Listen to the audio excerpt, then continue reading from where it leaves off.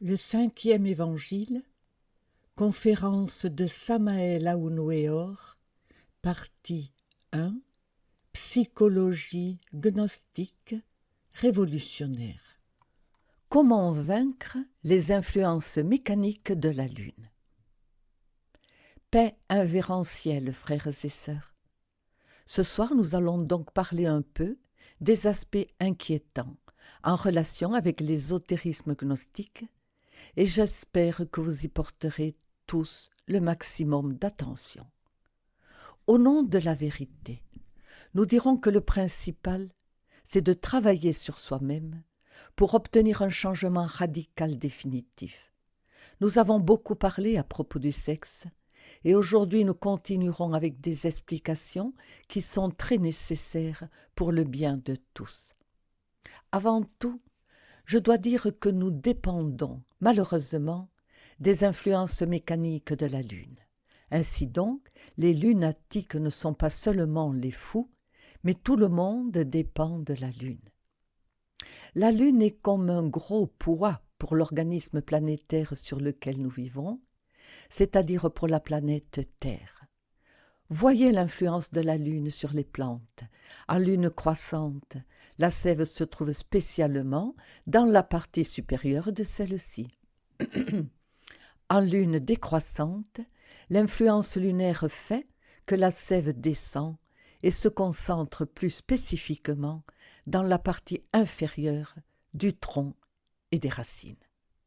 Autrefois, les agriculteurs coupaient les arbres spécifiquement à lune croissante et ils semaient en lune décroissante, obtenant ainsi des bois merveilleux qui duraient des siècles entiers. Actuellement, les gens ont oublié l'influence lunaire et ils coupent les arbres en lune décroissante et sèment en lune croissante, ce qui donne comme résultat des bois qui très vite s'abîment. Les gens, par exemple, nés sous le signe du cancer plus particulièrement, ont un caractère qui change sous l'influence de la Lune. La Lune produit les hautes et les basses marées. Elle règle le processus d'ovulation dans les ovaires du sexe féminin. Elle dirige la conception de toutes les créatures, etc. Ne pourrait être réalisée en vérité aucune conception sans l'influence lunaire. La Lune, évidemment, est aussi en relation avec les maladies. Les cycles lunaires gouvernent le typhus, la variole, etc. C'est un gros poids, comme le poids d'une horloge. De même que le poids d'une horloge fait fonctionner cette horloge ou le pendule, ainsi aussi le pendule ou poids, pour ainsi dire, qu'est la Lune, fait fonctionner toute cette nature, toute cette terre. Pour toutes ces raisons, nous nous apercevons que l'humanité est complètement lunaire, et si nous observons le pendule d'une horloge, nous voyons qu'il est mécanique à 100% et qu'il gouverne tout le mécanisme de l'horloge. De la même façon, la Lune, qui est le pendule de cette planète Terre, gouverne mécaniquement toute la planète et elle nous gouverne nous-mêmes. Ainsi les êtres humains, l'humanité entière est lunaire à 100%. Il est clair que la Lune prend de plus en plus de force en nous. Observez comment se comporte l'humanité. Si nous regardons un pendule avec ses mouvements de droite à gauche, nous pourrons voir comment se comporte tout le mécanisme de l'horloge. De même, si nous regardons la Lune qui est le pendule de cette planète Terre, nous observerons comment se comporte tout l'organisme Terre. À l'intérieur de l'organisme Terre sont inclus tous les organismes vivants. Chaque type d'organisme a une mission spécifique définie sur la planète Terre. Un groupe d'une famille d'insectes, par exemple, qui vit seulement un après-midi d'été, semble ne pas avoir beaucoup d'importance, et cependant, il en a. Cette catégorie d'êtres capte un certain type d'ondes cosmiques qu'il transforme instinctivement pour les retransmettre intérieurement aux couches inférieures de l'organisme planétaire sur lequel nous vivons. Une famille comme celle des tigres, vous allez dire, mais qu'est-ce que cela a à voir avec ce sujet? Beaucoup. C'est un autre type d'énergie que captent ces organismes et qu'ils transforment et retransmettent aux couches inférieures de l'organisme planétaire sur lequel nous vivons. Les plantes, par exemple, se divisent en familles. Chaque famille végétale capte des types déterminés d'énergie. Il y a des plantes qui captent seulement des énergies de la planète Terre elle-même, qui les transforment et ensuite les retransmettent aux couches inférieures du monde sur lequel nous vivons. Il y a des plantes qui captent les énergies solaires, les transforment et ensuite les retransmettent aux couches inférieures de la Terre. Il y a des plantes, des arbustes, des arbres qui captent les énergies de tout le système solaire et les transforment pour le bien de l'organisme terrestre. Il y a des végétaux qui captent les énergies de tout le macrocosme, c'est-à-dire de toute la galaxie dans laquelle nous vivons, qui transforment ce type d'ondes et les retransmettent aux couches inférieures du monde sur lequel nous vivons. Et c'est pour finir, il y a des plantes qui captent la totalité des énergies de tout le mégalocosmos, c'est-à-dire de tout cet infini où nous vivons, qui les transforment et les retransmettent aux couches inférieures de la Terre. Je dis de tout cet infini où nous vivons, parce qu'il y a plusieurs infinis. Dans la Pistis Sophia, on parle des divers firmaments. Cet infini dans lequel nous vivons peut être perçu par tous les télescopes et il compte en moyenne environ, admettons, 100 000 galaxies. Chaque galaxie comporte en moyenne 100 000 soleils avec les mondes qui leur correspondent, etc. Évidemment, tout cela forme l'infini que nous pourrions appeler infini d'Einstein. Je l'appellerai ainsi infini d'Einstein parce qu'Einstein a été l'homme qui, dans nos temps modernes, l'a pressenti à travers les calculs mathématiques. Il dit l'espace tend vers une limite, il dit aussi l'espace est courbe, il dit aussi l'infini tend vers une limite. De sorte que cet homme sage avait compris que nous vivons dans un infini qui a une limite et qui est courbe. Mais au-delà de cet infini, il y a un espace vide, et bien au-delà de cet espace vide, il y a encore un autre infini, et au-delà de cet autre, il y a un autre espace vide, et ensuite continue un autre infini. Ainsi, nous avons la thèse des multiples infinis. Toute la multiplicité des infinis a pour fondement l'immuable. Qu'est-ce qu'on appelle l'immuable ? L'immuable est l'absolu, l'absolu. Bien, mais nous ne nous éloignons pas trop du thème où nous allions. En réalité et en vérité, comme nous venons de l'affirmer, les plantes aussi accomplissent la mission de transformer et de retransmettre à l'intérieur de la Terre des énergies. Toutes les espèces animales accomplissent cette mission et en fin de compte, l'intérieur de l'organisme planétaire sur lequel nous vivons se maintient précisément avec cela, avec les énergies cosmiques. Mais l'humanité est l'organe le plus important de la nature. Pourquoi le plus important ? Parce qu'il a 3 cerveaux, l'intellectuel, l'émotionnel et le moteur. L'intellectuel est situé à l'intérieur du cerveau, le physique. L'émotionnel est dans le cœur et le moteur est dans la partie supérieure de l'épine dorsale.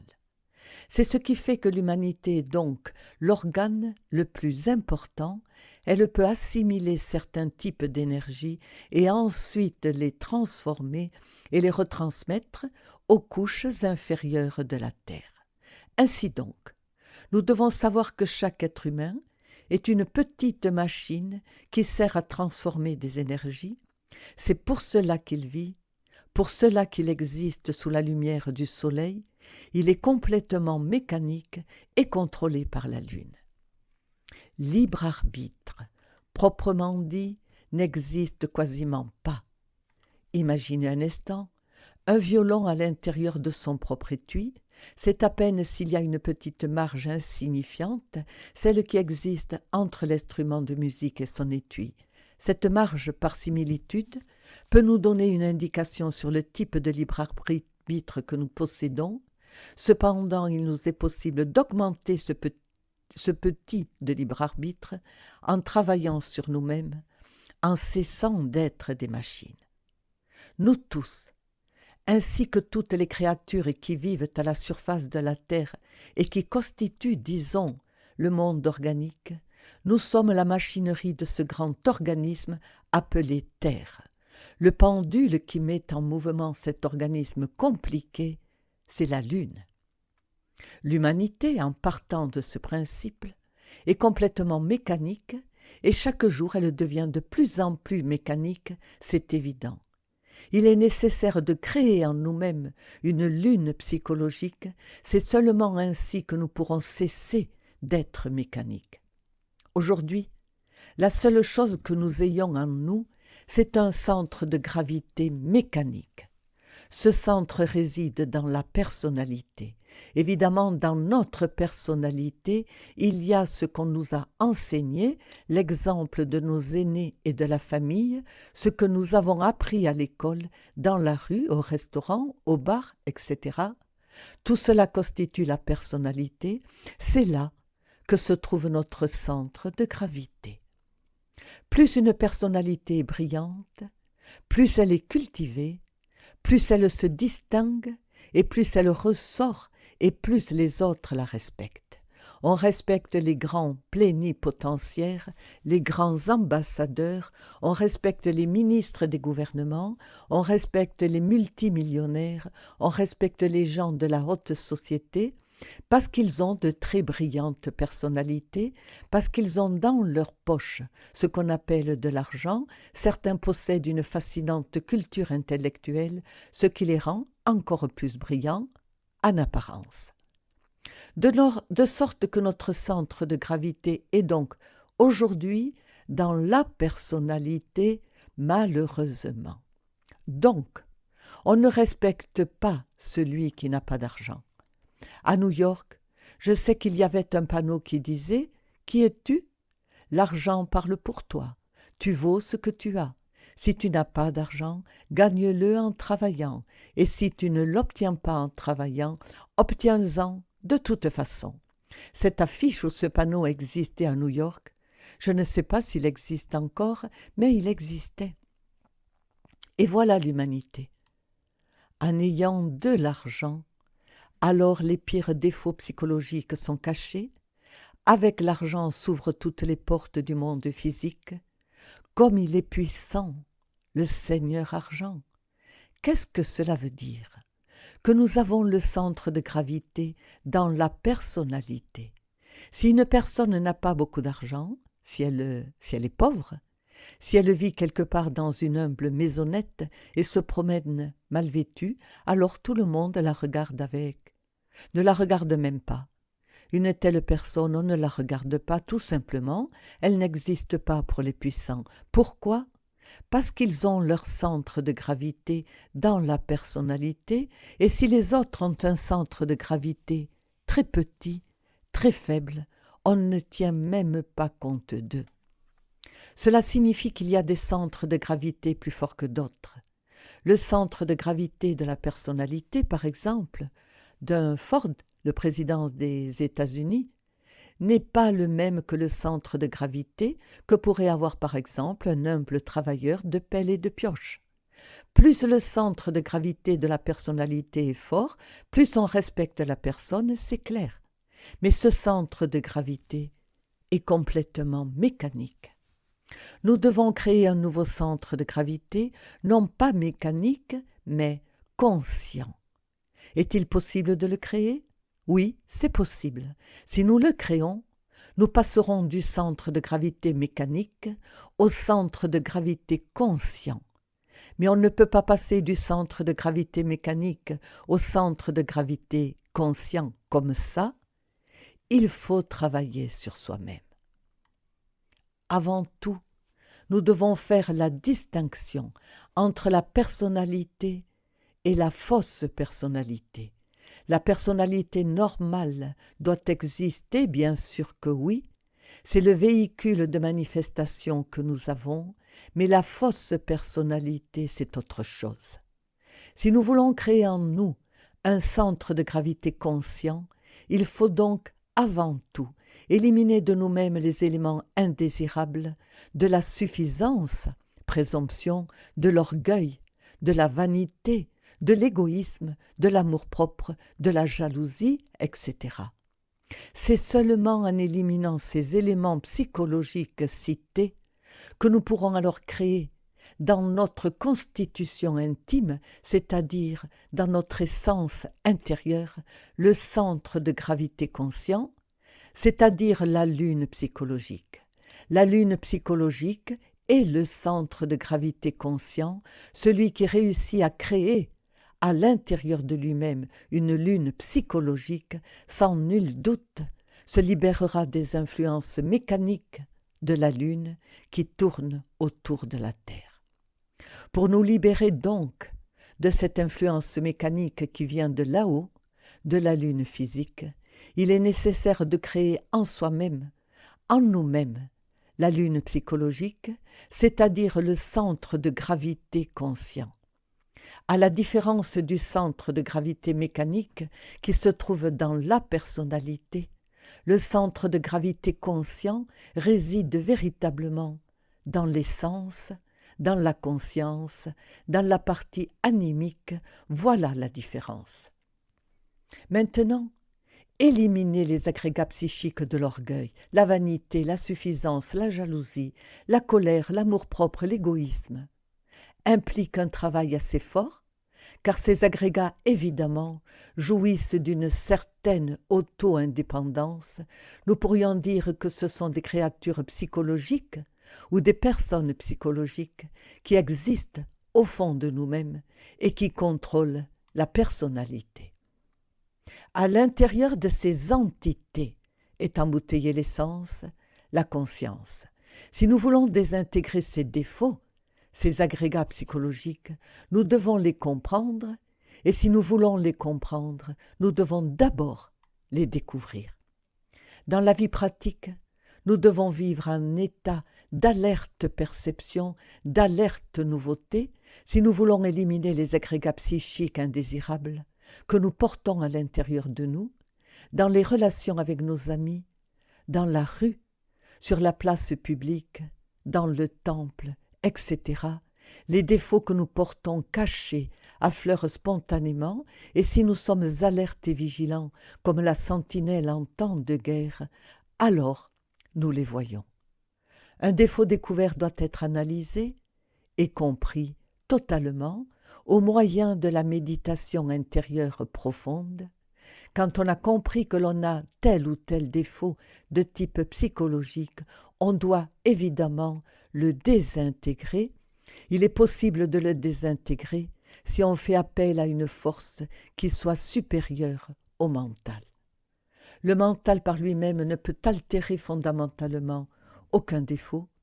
Il peut le faire passer d'un niveau à un autre. Il peut le cacher de lui-même et des autres.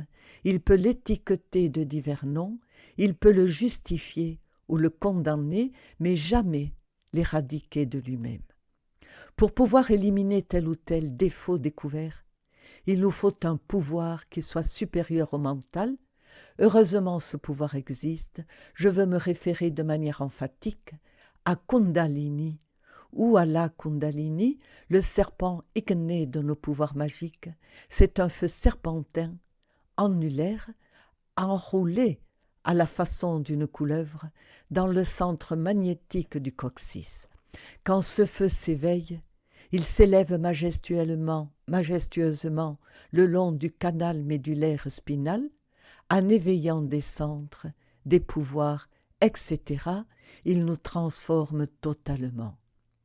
Il n'y a pas de doute que l'avènement du feu est l'événement le plus grandiose qu'un homme puisse avoir dans sa vie. Ce serpent ascendant est dénommé Kundalini. Si nous nous concentrons sur cette vipère sacrée et que nous la supplions d'éliminer ou de désintégrer le défaut en question que nous avons découvert, vous pouvez être assuré qu'elle le fera. L'agrégat qui personnifie ce défaut sera réduit en poussière cosmique. On peut désintégrer n'importe quel défaut, soit dans la méditation profonde, étant seul, ou pendant qu'on travaille dans la 9e sphère, les célibataires le font seuls, les mariés durant leur travail dans la 9e sphère. Incontestablement, les célibataires par leurs travaux peuvent réussir à éliminer 25 à 30% de la totalité des éléments indésirables qu'ils portent à l'intérieur. Les mariés peuvent aller plus loin. Ils peuvent, au moyen de la force électrique sexuelle et à l'aide de Devi Kundalini Shakti, annihiler 100% des défauts de type psychologique. Ainsi, il vaut la peine de réfléchir sur ce point qui est des plus importants. N'importe quel couple d'ésotéristes gnostiques mariés, pendant la copulation chimique ou métaphysique, peut invoquer Devi Kundalini et il sera assisté.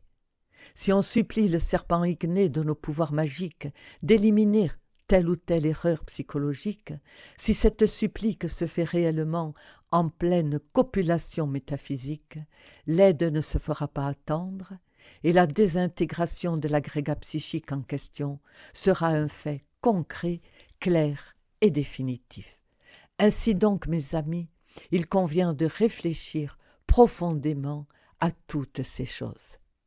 Si nous parvenons à éliminer ces moi pesants de 96 lois qui constituent la fausse personnalité, nous créerons un centre de gravité conscient au fond de l'essence. Nous sortirons donc de l'état de mécanicité lunaire et nous passerons à l'état conscient. Cependant, le passage du centre de gravité mécanique au centre de gravité conscient implique des travaux intentionnels et des pénitences volontaires sur soi-même, ici et maintenant. Je suis donc en train de vous donner la clé pour que vous cessiez d'être des machines, parce qu'aujourd'hui vous pouvez être absolument certain que vous êtes des machines. Toutes les énergies qui proviennent des planètes du système solaire ne pourraient pas entrer à l'intérieur de la Terre de façon directe, et si elles y entraient, alors il est indiscutable qu'elles ne pourraient rien réaliser, elles ne pourraient générer aucun processus organique, elles ne pourraient donc pas soutenir l'économie de la planète Terre. Pour que les ondes vitales provenant des mondes qui nous entourent puissent jouer leur rôle d'économie vitale à l'intérieur du monde, il faut des canaux capables de transformer ces ondes. Ces forces doivent s'adapter à l'intérieur de la planète Terre, ces forces doivent se transformer, s'accommoder à l'intérieur de notre monde.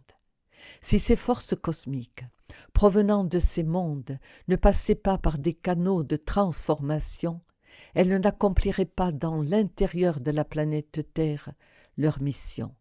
À l'évidence, leur rôle serait nul.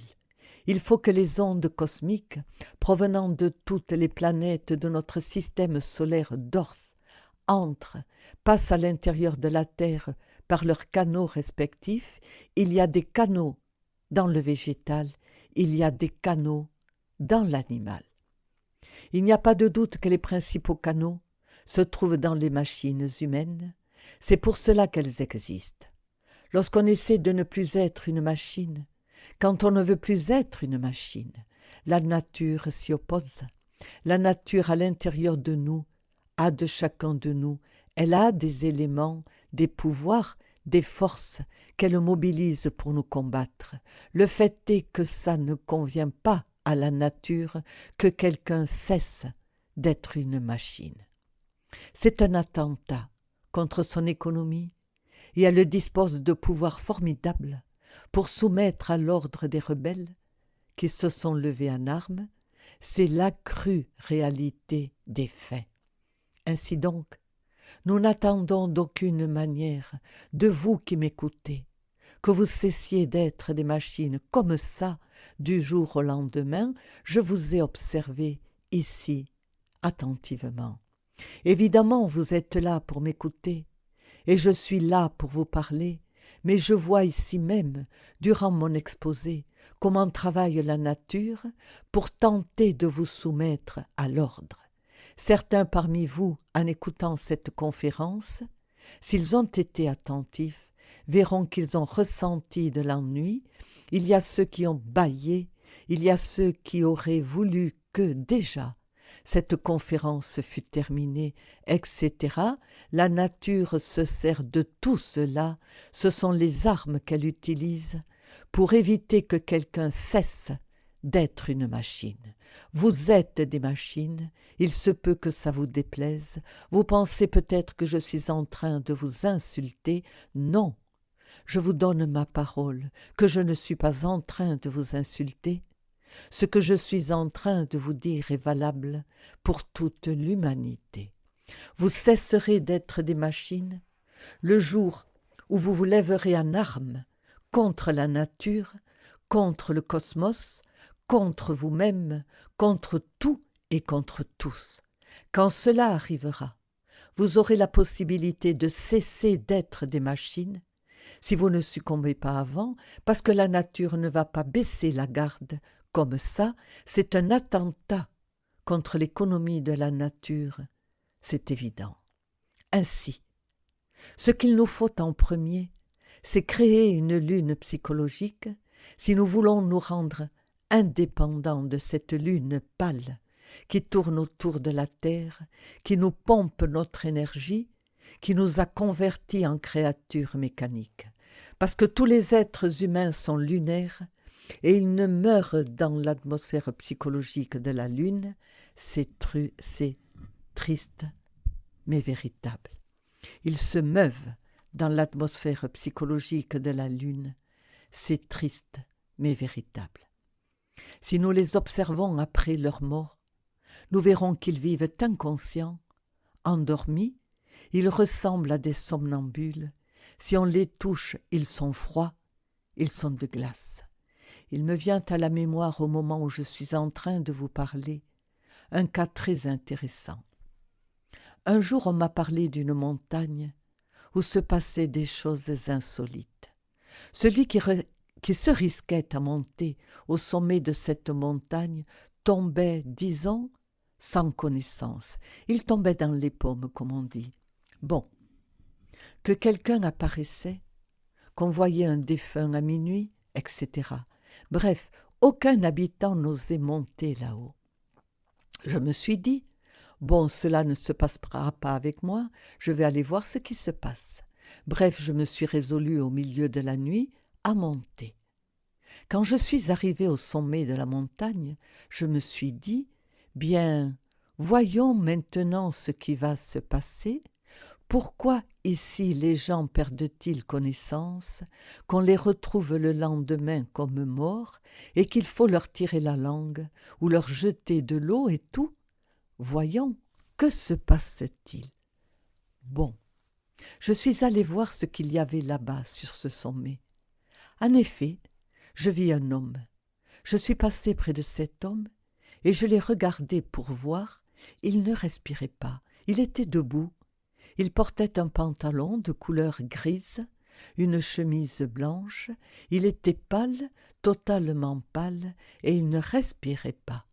Et je me dis en moi-même, cet énergumène, que fait-il là? Voilà celui qui épouvante tout le monde. Eh bien, avec moi, il ne pourra pas. Au cas où je portais non pas un pistolet à la ceinture, mais une humble petite machette de travailleur de pelle et de pioche. Je n'eus pas besoin de sortir cette machette, ce ne fut pas nécessaire. L'homme me regardait, il avait les yeux d'un somnambule. Je peux vous assurer qu'il n'était pas drogué, pas le moins du monde. Vraiment, il n'avait rien d'un drogué, mais par contre, il était très pâle, et avec les pieds légèrement suspendus au-dessus du sol, c'est-à-dire qu'il n'était pas totalement posé ainsi, fermement sur le sol, mais légèrement suspendu. Je me suis dit, rien à faire, ce qui se passe avec ce type, c'est qu'il est mort, c'est un défunt, matérialisé ici, physiquement. Il me regarda, mais ne m'attaqua pas. Alors je lui ai récité tout ce que je savais, je lui ai débité la conjuration des 4, la conjuration des 7, je l'ai béni et 50 000 choses, mais il est resté impassible. Il avait les yeux d'un somnambule, et je me suis dit, bon, voilà le défunt qui fait si peur aux pauvres gens, aïe aïe aïe. Bon, je continuais mon chemin, il ne s'en est pas pris à moi, et moi non plus. Je n'eus même pas besoin de sortir la petite machette que j'avais apportée au cas où, ce ne fut pas nécessaire. Mais par contre, je vis l'état somnambulique de ses yeux. Ainsi sont les défunts. Après la mort, ils marchent comme ça, comme des somnambules, parce que, comme dans la vie, ils ne se sont jamais souciés de travailler sur eux-mêmes, ils n'ont jamais éveillé leur conscience, ils ont toujours été des créatures mécaniques à 100%, et après la mort, ils continuent à être des somnambules, ils sont somnambules inconscients. C'est très triste. Autre est celui qui a créé un centre de gravité conscient, cela est différent. On le trouve après la mort, totalement conscient, et il sait qu'il est mort. Par exemple, il y a peu de temps, est mort notre frère Guillermo Equille. Certains parmi vous l'ont connu. Il était très ami avec Tony. Enfin, c'était un bon frère gnostique du siège patriarcal. On avait pensé l'envoyer comme missionnaire aux États-Unis. Après sa mort un soir, me trouvant en méditation, il vint, accompagné d'autres personnes, il me salua et je lui dis « Qu'est-ce qui est arrivé, Iki ? Tu te rends compte que tu es mort ?» Il me dit « Ah, cela, je le sais, maître, je sais que je suis mort. Très bien, je vais te donner les enseignements que je te donnais là-bas, dans le monde physique, je vais te les donner maintenant dans le monde astral. Je vais t'emmener dans différentes régions de l'univers. Ah oui, ça me plaît, c'est ce que je veux. Les autres qui m'écoutaient lui dirent. Le maître dit qu'il va te donner ses enseignements ici en astral. C'est ce que je veux, comme c'est bien. Oui, cela me réjouit. Je lui dis, bon, Eke, nous allons te les donner. Et il se retira très content.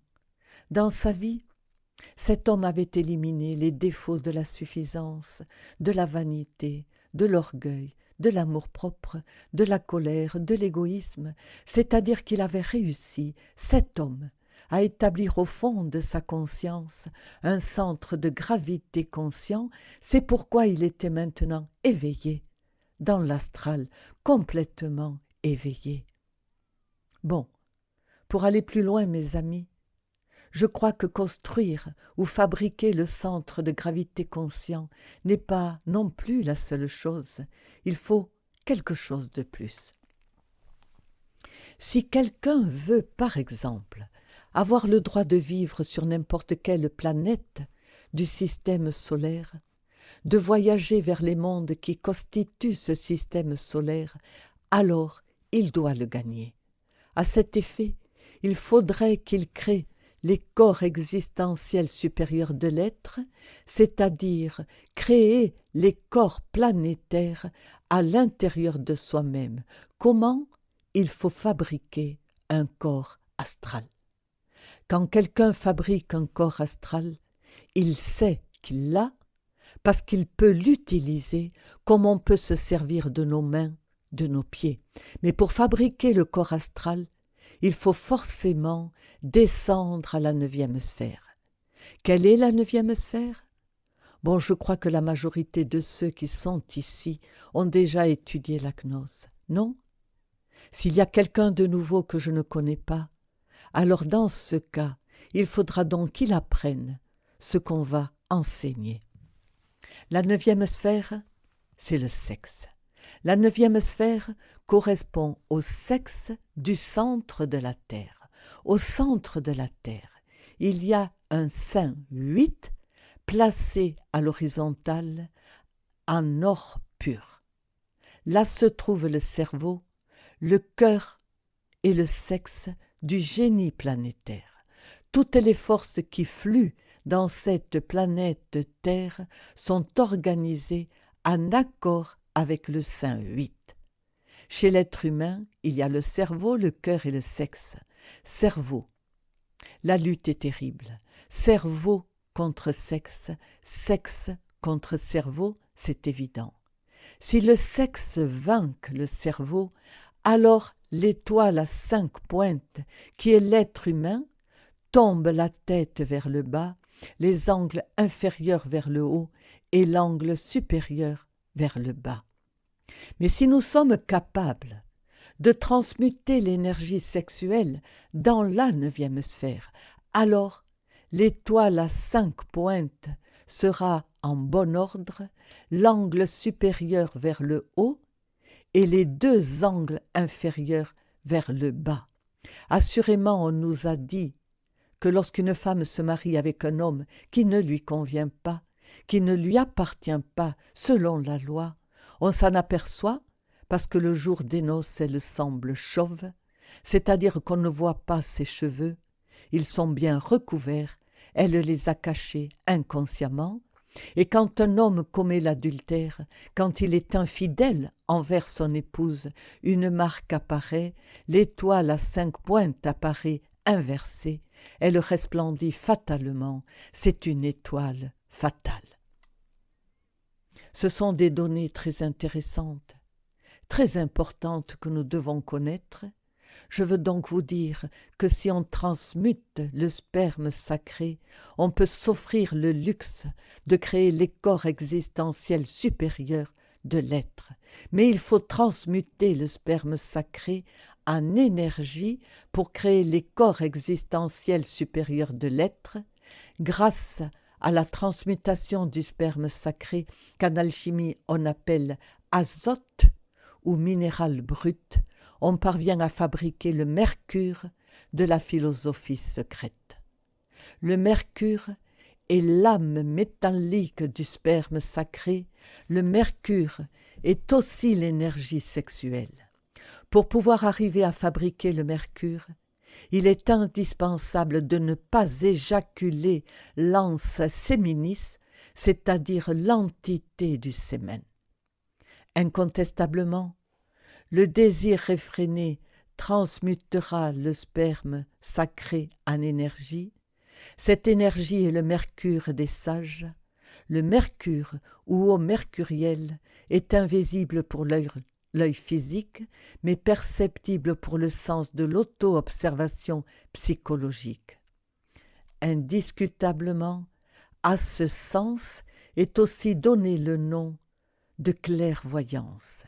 Évidemment, l'eau mercurielle au début est noire, mais si on la raffine, le sacrement de l'Église de Rome, c'est-à-dire le sacrement de l'Église de l'amour, cette eau mercurielle, ou cette énergie sexuelle, pour que vous me compreniez, devient blanche, et si on continue de raffiner le sacrement de l'Église de Rome, si on fait du coït chimique ou de la copulation métaphysique un culte tantrique religieux, alors cette eau mercurielle devient jaune. Et si on continue le travail mystique, il advient plus tard que cette eau jaune, où Mercure proprement dit reçoit le soufre.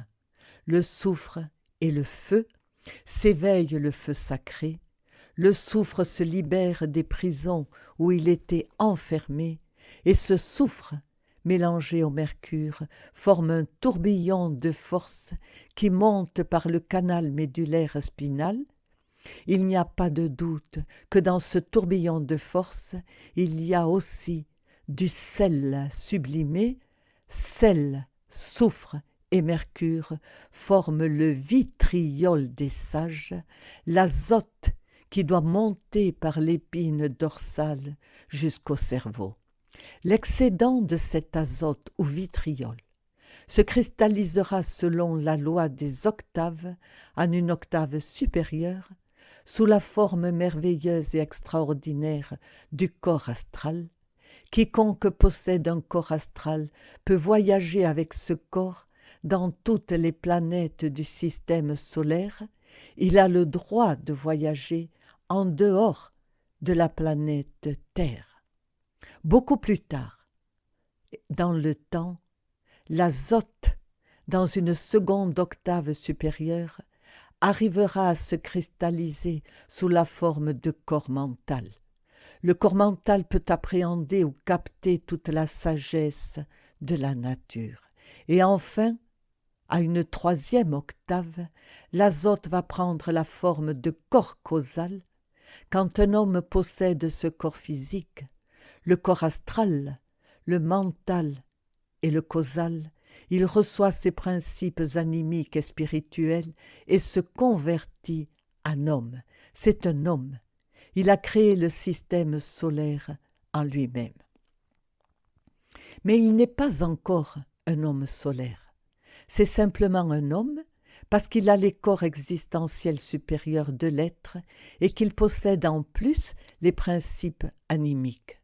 Si cet homme souhaite progresser un peu plus, s'il veut se convertir en homme solaire, il devra forcément fabriquer le soleil psychologique à l'intérieur de lui-même. De même que pour fabriquer un système solaire, il lui a fallu fabriquer les planètes psychologiques du système solaire en lui-même, représentées par les corps existentiels supérieurs de l'être. De la même façon, s'il veut se convertir en homme solaire, il faudra fabriquer le soleil psychologique à l'intérieur de lui-même. Pour ce faire, il lui faudra s'intégrer avec le Logos.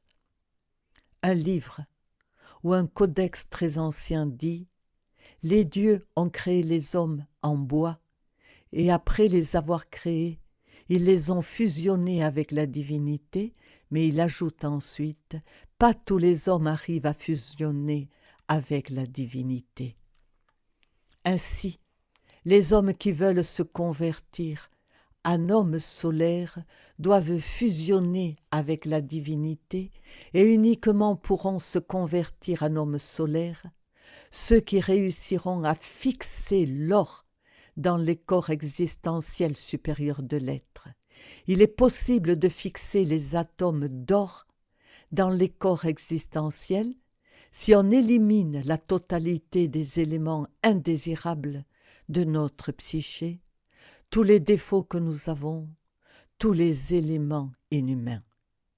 Cela réalisé, les corps existentiels se convertiront en véhicules d'or de la meilleure qualité. Je parle bien d'or réel, véritable. Physiquement, il existe une preuve pour savoir si un homme a les véhicules existentiels supérieurs de l'être convertis en corps d'or.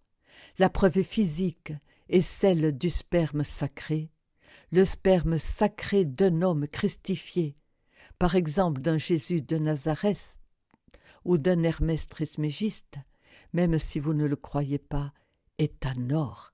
Il contient de l'or physique. Cela paraît incroyable, mais c'est vrai.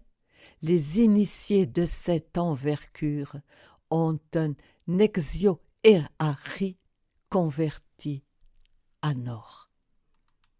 Mais il est clair que je suis en train de me référer à des hommes comme un Quetzalcoatl ou un Gautama Shakyamuni, un Jésus-Christ, des créatures de cette envergure. Bon, et pour approfondir davantage, nous dirons que ceux qui ont fabriqué leur corps d'or et qui arrivent à avoir leur sperme en or pur, de toute évidence donc, ont le Christ en eux, le Logos, le Verbe, la parole, Dieu lui-même. Par conséquent, une telle créature est ineffable. C'est un homme solaire, une divinité solaire. L'histoire nous parle d'un grand nombre de divinités solaires du passé, de gens qui possédaient le Christ, dont les corps existentiels supérieurs de l'être étaient en or pur. Ce sont des hommes solaires. L'homme solaire est celui qui a fabriqué le soleil au-dedans de lui-même. Mais si un homme commun et ordinaire, mais qui a ses corps existentiels supérieurs de l'être formé, veut se convertir en homme solaire, il ne lui reste pas d'autre remède que de descendre à nouveau à la 9e sphère pour fabriquer de l'or dans ses corps. Après l'avoir fabriqué, il monte à nouveau.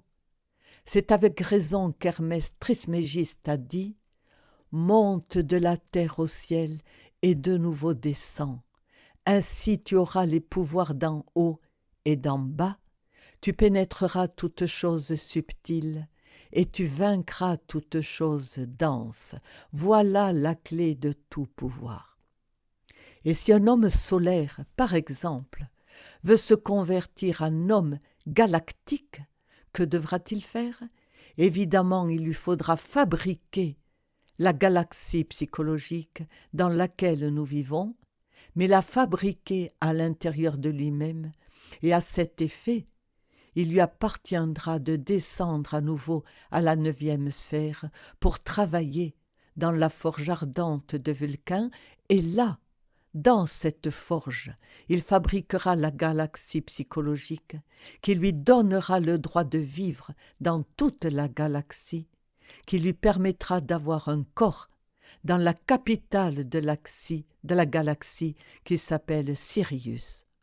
Autour de Sirius tournent des millions de constellations ou de systèmes solaires. On nous avait parlé de 18 millions, mais les derniers calculs montrent qu'il y en a beaucoup plus, des milliers de millions de constellations. Cette galaxie est énorme. La capitale de lumière de toute cette galaxie est le grand soleil central Sirius. Assurément, autour de la planète Sirius tourne une lune 5000 fois plus dense que le plomb. Si de Sirius provient toute l'énergie destinée aux cieux supérieurs de tous les mondes et les soleils de la galaxie, c'est sans nul doute de cette lune qui tourne autour de Sirius, 5000 fois plus dense que le plomb le plus dense, que provient l'énergie destinée à tous les infra-enfers de la galaxie. Prendre un corps sur Sirius, c'est pour les dieux. Sur Sirius, on ne donne de corps qu'aux dieux, ce qui veut dire que les habitants de Sirius sont tous des dieux. Leurs corps sont relativement petits, ils n'atteignent même pas 1 mètre de haut. Quand ils sont grands, ils font 1 mètre. Ils sont minces, ils ont toutes leurs facultés allumées, développées, unies à leur Dieu. Ils n'ont pas commis l'erreur, comme nous autres ici sur terre, de créer des villes. Je ne sais pas pourquoi les terriens ont cette tendance à tous s'entasser dans des villes, dans des villages. Ils ont ce sens grégaire tellement absurde. Parce que dans les mondes avancés de l'espace infini, on ne crée pas de villes. Par exemple, sur Sirius, il n'y a pas de ville. Les habitants ont fait de Sirius une énorme cité. C'est-à-dire que là-bas, il n'y a pas de ville, ils vivent dans les campagnes, dans les montagnes. Chaque maison a son jardin et son potager, où ils cultivent leurs aliments et leurs fruits pour se nourrir. Ils sont vêtus d'une humble tunique, tissée à la maison sur un métier. Ils portent des sandales en métal. Ils n'aiment pas détruire les arbres. Ils ont d'énormes mers immenses, des forêts profondes, impénétrables. Sur Sirius se trouve précisément l'Église transcendée, comme nous disons nous les gnostiques. Un merveilleux sentier sinueux conduit à l'Église transcendée. De part et d'autre, on voit d'énormes roses d'1 à 2 mètres de diamètre. Dans le temple règne une fraîcheur délicieuse. Les dalles du temple sont toutes blanches et noires pour représenter la lutte entre l'esprit et la matière, Il y a deux autels pour représenter la dualité de l'existence. Se réunissent sur Sirius régulièrement, à certaines époques, des gourous ou créatures ineffables de tout le cosmos, afin de célébrer ce que nous appelons la Semaine Sainte, c'est-à-dire pour revivre le drame cosmique. Sirius est précieux, mais pour avoir le droit d'avoir un corps physique sur Sirius, cela n'est vraiment pas de la tarte, c'est très difficile. On doit s'être converti en homme galactique.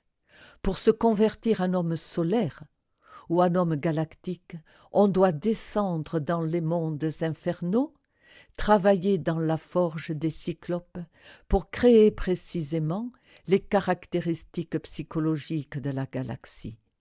Si on les crée, on gagne alors le droit d'avoir un corps sur Sirius. Un bel avenir vous attend, si vous voulez continuer. Je suis en train de vous montrer le chemin. Je ne sais pas si vous allez vouloir parcourir ce chemin.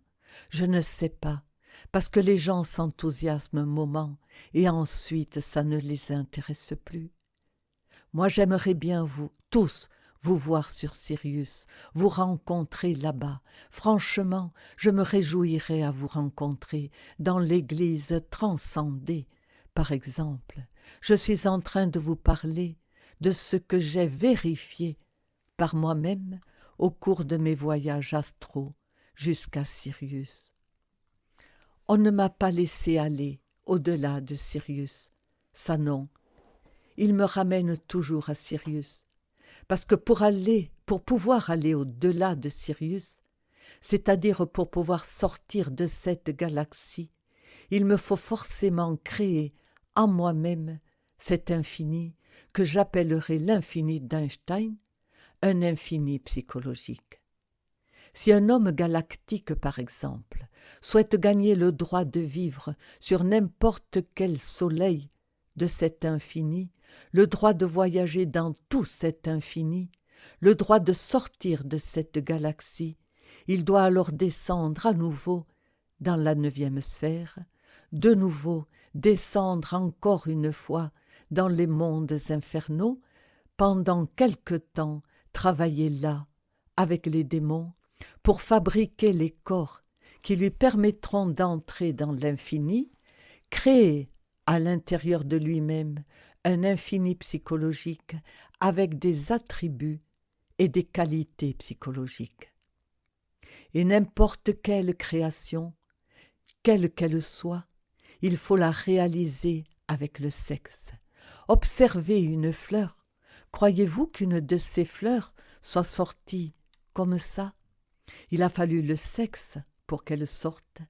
Vous avez donc vu les pistils et les étamines dans les fleurs, les organes masculins et féminins, comment se forme la graine? Et enfin, cela vous le connaissez trop, les animaux aussi, comment ils se reproduisent, les mondes. Croyez-vous que la planète Terre ne soit pas sortie du sexe? Du sexe elle est sortie. Les Elohim durent effectuer de terribles travaux sexuels dans le chaos pour que de là puisse sortir cette terre. Sinon, elle ne serait pas sortie des travaux sexuels créateurs. Bon, je ne vais pas vous expliquer cela ce soir parce que ce serait trop long. Ce sont des enseignements de la plus haute alchimie. En tout cas, je connais cette sorte de travaux, c'est pourquoi je vous parle de cela. De sorte que si on veut créer un infini psychologique à l'intérieur de soi-même, on devra descendre à la forge des cyclopes pour créer l'infini psychologique.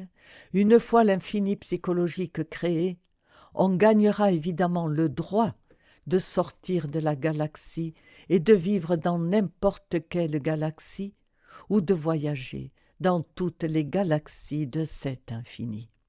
Mais on ne pourrait pas en réalité et en vérité, je répète, on ne pourrait pas sortir de cette galaxie et vivre dans n'importe quel monde, de cet infini dans lequel nous existons, si on n'a pas créé à l'intérieur de soi de soi-même, à l'intérieur de sa psyché, un infini psychologique.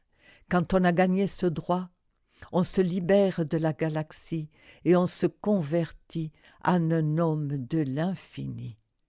En arrivant à ces hauteurs, deux chemins s'ouvrent devant nous, où on s'immerge dans le sein de l'éternel Père cosmique commun, l'infinitude qui soutient tout, où on se résout à passer à un autre infini, à l'infini suivant, pour se convertir en habitant du prochain infini, en suivant le chemin des cosmocrates.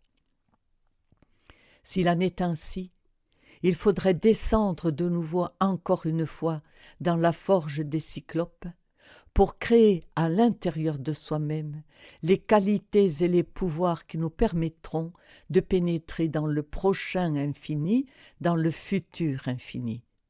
Pour parler dans le langage de la Pistis Sophia, je dirais dans un autre firmament. Chacun est libre de choisir le chemin qu'il veut. En fin de compte, on ne peut décider de ces choses. Celui qui décide, c'est l'ancien des jours, parce que si on se résout à prendre la décision par soi-même, alors on va mal. Celui qui commande, c'est le vieillard des siècles. Moi, c'est avec joie que je m'absorberai dans le sein de l'éternel Père cosmique commun. Ce serait mon idée, mais je ne sais pas ce qu'en dirait le vieillard des siècles. Ainsi donc, en réalité et en vérité, je ne pourrai pas définir de cela, c'est lui qui le définira, pas moi. Conclusion. Pour pouvoir progresser sur ce chemin, il ne reste pas d'autre remède que de travailler dans la forge des cyclopes, dissoudre l'ego et aimer ses semblables en se sacrifiant pour eux. Ici se termine mon exposé de ce soir. Maintenant, je vous laisse entièrement libre de poser des questions en relation avec le thème exposé, ce que vous souhaitez. Seulement, je vous prie de ne pas vous écarter de ce thème. Voyons, frère. Question. Maître, vous avez parlé de la... Maître, répète-moi la question parce que je ne l'ai pas bien entendue. Question. Maître, en fait, quand l'homme trompe sa femme, quand il commet l'adultère ou quand la femme trompe l'homme, apparaît ici, ceci est perceptible par les clairvoyants, une étoile à 5 pointes avec le rayon supérieur vers le bas et les 2 rayons inférieurs vers le haut. On pourrait faire un dessin, ici, pour illustrer. Dessine l'étoile dans ces 2. Voici l'endroit. Maintenant, peins-la à l'envers pour que l'on voie. Seulement, ce n'est pas bien dessiné, mais bon, on l'aperçoit ainsi avec le sens de l'auto-observation psychologique. Une autre question ? Continue. Question. Maître, je voudrais demander une chose. Qu'est-ce que l'endroit et qu'est-ce que l'envers ? Maître. Bon. Question. Parce que ce que capte l'œil le transforme en arrivant à la partie supérieure de l'œil. Et le qui est celui que la paroi n'accepte pas, et non celui qui est ici, alors quel est l'endroit et quel est l'envers ? Maître. Eh bien, nous sommes en train de parler dans un langage conventionnel, c'est évident. Mais si nous en venons à des questions académiques, je vais devoir te dire qu'il n'y a ni endroit ni envers. Ce qu'il y a, c'est un pur jeu de polarité. Une chose est l'étoile flamigère dans sa forme positive et une autre est l'étoile flamigère dans sa forme négative. Mais le positif est aussi nécessaire que le négatif. S'il n'existait pas de pôle positif et négatif, de l'électricité, il n'y aurait pas de lumière dans ces ampoules.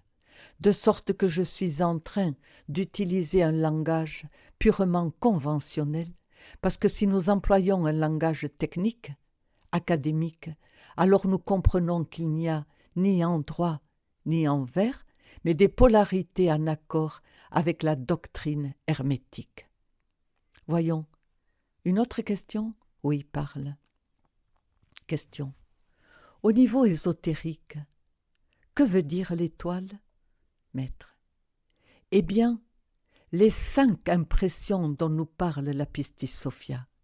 Il est indubitable que dans ces 5 impressions est représenté l'homme.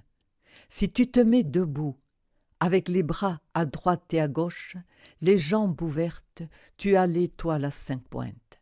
Maintenant, sous sa forme négative, la chose change, c'est disons l'inversion de l'ordre intellectuel, cela indique la magie noire, etc. Question? Maître. Bon, tu es en train de me parler de l'étoile à 5 pointes ou du cube à 6 faces? Question. Maître. La pierre cubique, il faut dire à 6 faces. Par exemple, c'est la pierre philosophale, n'est-ce pas? Elle a 4 faces qui indiquent les 4 directions, une face vers le bas et une autre vers le haut. C'est la pierre cubique à 6 faces. Mais si nous parlons de l'étoile, elle indique clairement l'homme. Un homme autoréalisé est une étoile flamigère parfaite et elle resplendit. Ce sont les 5 impressions dont parle la Pistis Sophia. Avec ces 5 impressions de la Pistis Sophia, on est en relation avec les 5 auxiliaires.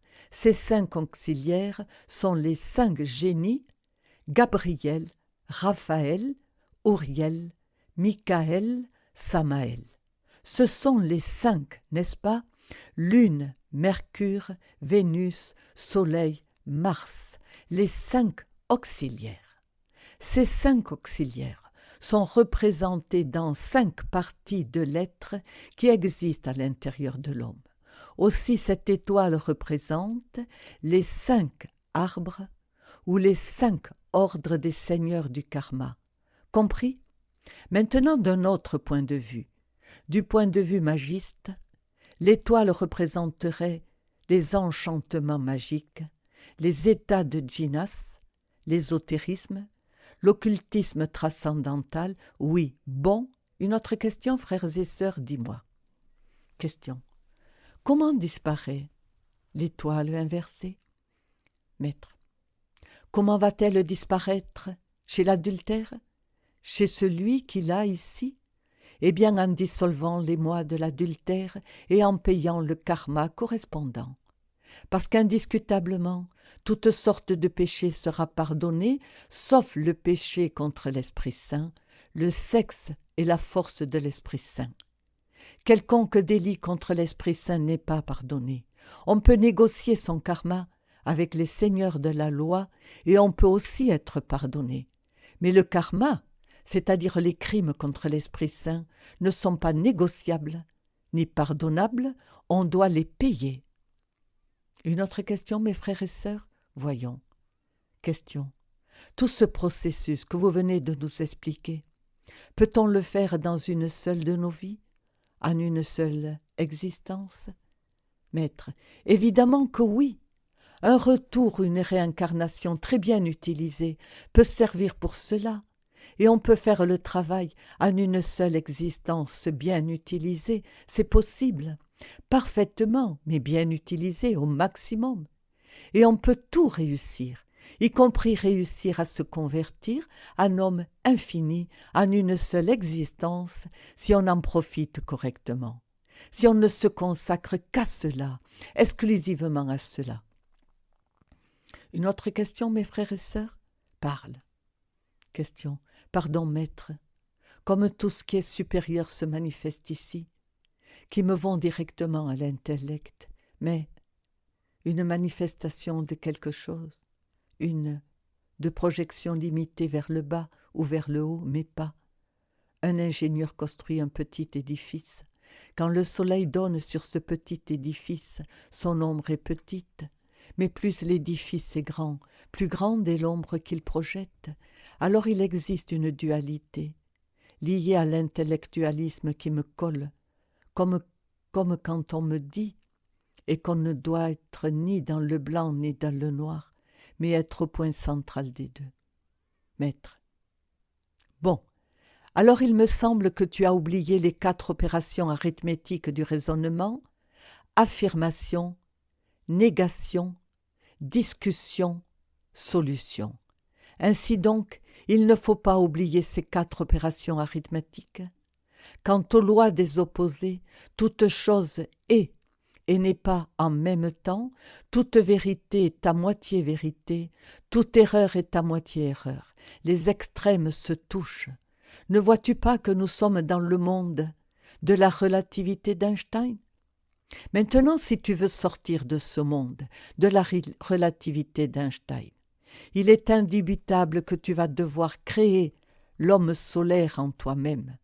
Si tu crées l'homme solaire en toi-même, indiscutablement tu t'échappes de ce dualisme qui vit sans cesse dans l'antithèse, tu passes au-delà du bien et du mal, tu te libères des puissances du bien et du mal. Mais seul l'homme solaire parvient à se libérer des puissances du bien et du mal. Seul l'homme solaire arrive à passer au-delà de la bataille des antithèses. Seul l'homme se libère réellement. Mais si toi tu crois que sur la base d'un pur raisonnement lunaire, tu vas parvenir à l'expérience du réel, eh bien, non plus non, tu ne peux pas. Si tu veux passer au-delà de ce cercle vicieux de ton raisonnement, tu as besoin nécessairement de créer d'abord l'homme et ensuite l'homme solaire, d'abord l'homme du système solaire, l'homme planétaire, et ensuite créer en toi-même l'homme solaire. Seul l'homme solaire peut réellement se libérer de toute cette bataille des antithèses. Seul l'homme solaire se libère de la paire des opposés de la philosophie. Seul l'homme solaire arrive véritablement à l'expérience du réel et il vit dans le réel. Avant, non. Avec de purs raisonnements, tu peux être sûr que tu n'y arriveras pas. La seule chose que tu obtiendras, c'est de ruiner ton mental et ton cerveau, c'est tout. Bon, un autre frère a-t-il quelque chose à demander? Faites-le avec la plus grande liberté. Oui? Question. Maître, alors bon, il me vient ainsi à l'esprit que dans un tel monde bien plus avancé, opère notre type de logique transcendantale, bien au-delà de notre logique de dualité, de syllogisme et de pensée circulaire. Maître, bon, tu es ici sur la planète Terre, tu sais, ici de ce côté, la seule chose que nous ayons, c'est la logique formelle, qui est très réactionnaire entre parenthèses. La logique dialectique est un petit peu plus révolutionnaire, mais il y a un troisième type de logique qui lui est supérieur, qui est acceptable. Je me réfère au tertium organum, au troisième canon de la pensée. Si tu veux connaître ce troisième type de logique, je te conseille d'étudier le tertium organum d'Ouspensky. Là tu trouveras la logique supérieure qui te permettra alors d'avancer un peu plus dans le domaine mental. Mais dans des mondes plus avancés, il n'est vraiment pas nécessaire de passer par tous ces jargons. Dans les mondes plus avancés, les gens sont gouvernés par l'intuition. Ils sont intuitifs. N'oublions pas que l'intuition est la fleur de l'intelligence. Mais pour que l'intuition se manifeste véritablement dans un être humain, est nécessaire l'élimination absolue de l'ego, réduire en cendres, réduire en poussière cosmique l'ego animal. C'est seulement ainsi réellement que peut se développer l'intuition en toute euphorie et se manifester avec splendeur extraordinaire, se convertir pour ainsi dire en le fondement de la vie quotidienne. Les terriens sont très raisonneurs, vous me direz. Pourquoi ne dites-vous pas que vous l'êtes aussi, n'est-ce pas? Non, en réalité et à vérité, même si j'ai un corps physique ici, terrestre, réellement je ne suis pas un terrien. Réellement, je suis de la planète Mars. J'ai pris ce corps pour vous parler, mais je ne suis pas un terrien. C'est pourquoi je dis les terriens, parce que je n'en suis pas un. Sur cette planète, je suis un visiteur. À l'origine, je suis venu de mon monde qui est Mars. Je suis venu ici pour aider l'humanité. Je continuerai avec l'humanité jusqu'à ce que le Père me ramène une autre fois sur Mars, et c'est tout. Bon, y a-t-il quelqu'un d'autre qui veut parler? Oui. Voyons, parle, mon frère. Question. Je dis malheureusement les questions sont nécessaires. Maître. Bon, pourquoi dis-tu malheureusement? Rappelle-toi que Parsifal n'est pas venu à être roi du Graal, parce qu'il n'a pas demandé le pourquoi des douleurs d'Amphortas. De sorte qu'il faut demander, demande donc. Question. Maître, pardonnez-moi, c'est que j'ai beaucoup de doutes, et en réalité les instructeurs m'ont dit qu'on ne doit pas avoir de doutes, parce qu'il s'agit de découvrir et de travailler à fond. Ils ont essayé de me dire par là qu'il faut plus de pratique que de théorie. Mais cependant, je me demande, qu'est-ce qui est le plus mauvais, la pratique ou la théorie? Je reviens une nouvelle fois à la même chose. Si par la loi de récurrence on revient au point de départ, qu'y a-t-il sur le travail dans la 9e sphère d'une personne qui n'a pas eu la connaissance que la 9e sphère existait, mais qui a essayé, comme elle a pu, d'éliminer l'ego sans la volonté, disons, sans la volonté? Qu'arrive-t-il à cette personne qui, par la loi de récurrence, doit revenir au point de départ? Maître. Bon, c'est ça ta question? Question. Oui, maître. Je vais te dire une chose. Nous autres, nous commettons une très grave erreur. L'erreur très grave que nous commettons, c'est que nous voudrions que tout soit fait selon nos propres besoins psychologiques. Et malheureusement, nous ne sommes pas les créatures, disons, les plus importantes de la planète Terre. Il y a des créatures plus développées que nous. Un lion, par exemple, est une créature qui nous surpasse en force et en succès de l'être. Un aigle a une vue supérieure à la nôtre. Il peut voler à une grande altitude, de manière altière et révolutionnaire, et il jouit d'une félicité que nous n'avons pas.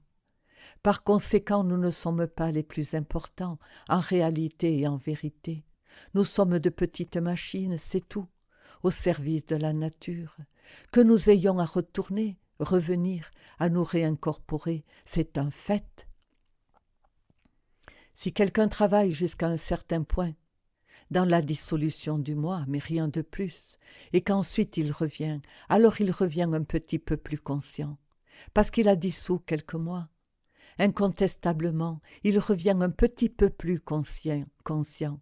Et si de plus il a fabriqué un centre de gravité conscient, il a fabriqué sa lune psychologique, ou son centre magnétique spécifique, alors, dans une nouvelle existence, dans un nouveau retour, dans une nouvelle personnalité, il attirera à lui, par la loi d'aimantation universelle, ses connaissances, ses livres, ses instructeurs dont il a besoin, et il continuera son chemin en travaillant sur lui-même. Mais s'il n'a fait aucun travail sur lui, si ce type d'étude ne l'a jamais intéressé, évidemment c'est une personne endormie. En retournant, en revenant, en se réincorporant, elle viendra avec la conscience endormie et elle continuera, en étant ce qu'elle est, une petite machine, et c'est tout. Le jour viendra où elle aura épuisé ses 108 existences, et elle n'aura pas d'autre remède que d'involuer dans les entrailles de la terre jusqu'à la seconde mort. De sorte qu'en réalité et en vérité, il vaut la peine de travailler, de créer en nous-mêmes un centre de gravité conscient. Tes raisonnements sont bons, ils sont utiles, mais au fond, tu pourrais rester embouteillé dans tes raisonnements. Il me vient en ce moment le souvenir du cas d'un ami qui était comme toi, du même style. Le pauvre homme vivait en raisonnant à toute heure. Je ne sais pas comment il n'est pas devenu fou. Bon, conclusion, Un jour nous sommes allés marcher dans un champ, et il se mit à tomber une pluie terrible. Alors nous avons couru tous les deux pour éviter de trop nous mouiller, car il s'était mis à pleuvoir terriblement. Soudain je me suis arrêtée, et j'ai dit à mon ami, « Bon, si nous courons, nous nous mouillons. Si nous ne courons pas, nous nous mouillons aussi. Alors pourquoi courir ?» Et mon ami, qui était terriblement raisonneur, répondit, « Si nous courons, nous nous mouillons moins, selon les lois du temps, de l'espace et du mouvement, qui sont très bien exposées dans la théorie de la relativité d'Einstein. » Je lui répondis, « Ce qui se passe chez toi, c'est que tu pêches par excès de raisonnement. » Et alors il me dit, « Et quand il y a excès de raisonnement ?» Je lui dis, « Quand on tombe dans un cercle vicieux. » Tu es dans un cercle vicieux. Ainsi donc il vaut la peine de connaître ce corps de doctrine et de ne pas tomber dans le cercle vicieux des raisonnements, parce qu'ils ne conduisent nulle part. Connaître, oui, le corps de doctrine, les pratiques pour entrer dans le travail, étudier à fond. Mais si on reste uniquement dans le cercle vicieux des raisonnements, on n'arrive à aucune conclusion. Quelque chose de très semblable est arrivé précisément à Agrippa, à Cornelius Agrippa. Rappelez-vous que l'abbé Tritheim, moine bénédictien, qui fut le grand maître disciple d'Albert le Grand, a eu 3 merveilleux étudiants gnostiques. Le premier fut rien de moins que Philippus Theophrastus, Bombastus von Hohenheim, Auréole Paracelse, grand médecin et grand initié. Il fit le grand œuvre et s'autoréalisa. C'est un maître ressuscité. Il vit encore avec le même corps physique qu'il avait à cet âge-là, à cette époque. Il vit encore, je le connais personnellement, il vit. Et l'autre fut le docteur Johannes Faust, enchanteur et magicien, qui inspirera tous les dramaturges du Moyen-Âge. Goethe lui-même, pour écrire son célèbre drame de Faust, s'inspira du docteur Johannes Faust. Le docteur Johannes Faust n'a pas été entendu, il n'a pas été compris. On l'a toujours jugé à tort, on l'a condamné comme mage noir, mais en réalité ce n'était pas un mage noir. C'était un maître ressuscité qui transmutait le plomb en or, qui mettait son corps en état de djénas et se déplaçait avec son corps et tout vers les lieux lointains, etc. Un grand illuminé. Lui, il travaillait. Philippus Theophrastus reçut les enseignements de l'abbé Tritheim et il réalisa le grand œuvre. Il se convertit en maître immortel et ressuscité. Quant à Johannes Faust, enchanteur, mage et grand médecin, il réalisa aussi le grand œuvre. Mais il y en eut un troisième, dont on dit qu'il faisait ce que tu es en train de faire. Il passa le temps à raisonner, raisonner, raisonner, raisonner toute sa vie.